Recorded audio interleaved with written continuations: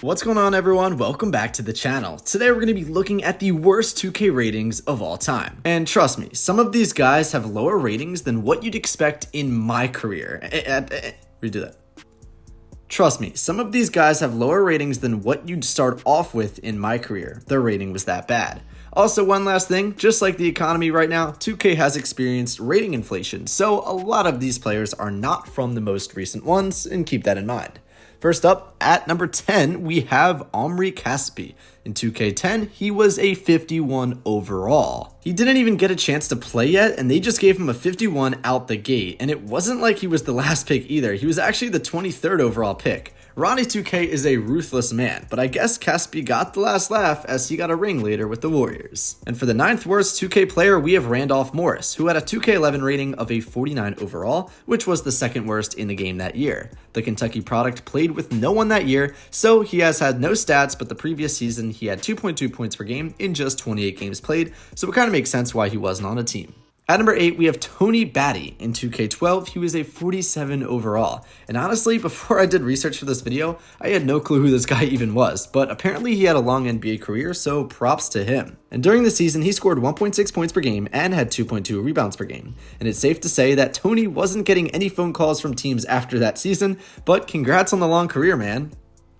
Alright, for our 7th lowest rated 2K player of all time, we have Ian Mahinmi with a 46 overall in NBA 2K12. And I don't even understand how he got such a low rating, as he was a great rotational piece for the Pacers, which led him robbing the Warriors even the season previous. And he got meaningful time in the NBA Finals with the Dallas Mavericks. In this season though, he was with the Mavericks and he averaged 5.8 points per game and 4.7 rebounds per game. And he played in 61 games and started 12 of them, so what was Ronnie 2K thinking here? And you're gonna see a recurring theme here, 2K12, just insane hating. And for our 6th lowest rated player of all time, we have Jason Collins, who came in with a 45 overall rating. This season he played with the Atlanta Hawks, and he played in 30 games, starting 10 of them, averaging 1.3 points per game and 1.6 rebounds per game. And a season later, he became the first NBA player ever to come out as gay. And 2K12 was just doing everyone dirty, as our 5th worst rated 2K player ever is Dexter Pittman, who had a 44 overall and has played with the Miami Heat. He may have deserved that rating though, as he basically did nothing with the Heat that year, but hey, he still got that finals ring, and he averaged 3 points a game with 2 rebounds and played in a total of 35 of them. And he even started surprisingly 6 games, but hey, can't hate too much, like I said, he got a ring.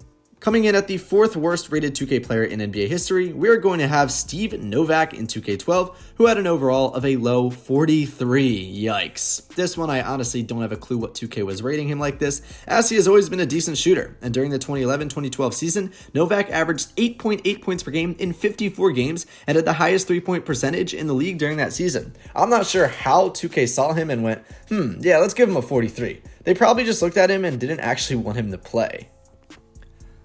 For the 3rd worst rated player in 2K history comes in Alexis Ajinka.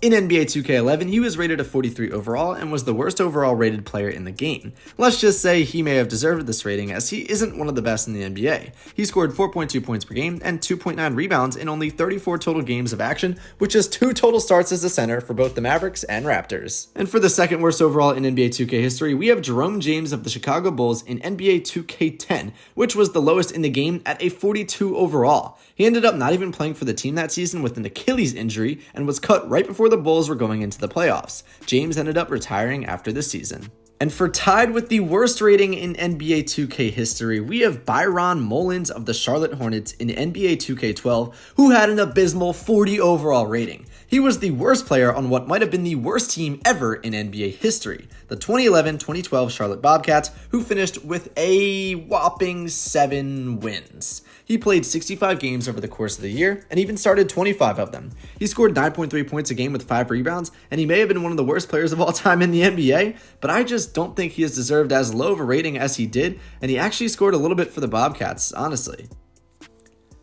But that brings us to number 1. The worst 2K rating of all time belongs to the GOAT, Brian Scalabrine, the Red Mamba. He had a 40 overall rating in NBA 2K12, and that's just awful. I don't think 2K even allows you to have a rating worse than 40 right now, so that's just all-time embarrassing. This season was his last as an NBA player, and he appeared in just 28 games for only 4 minutes per game.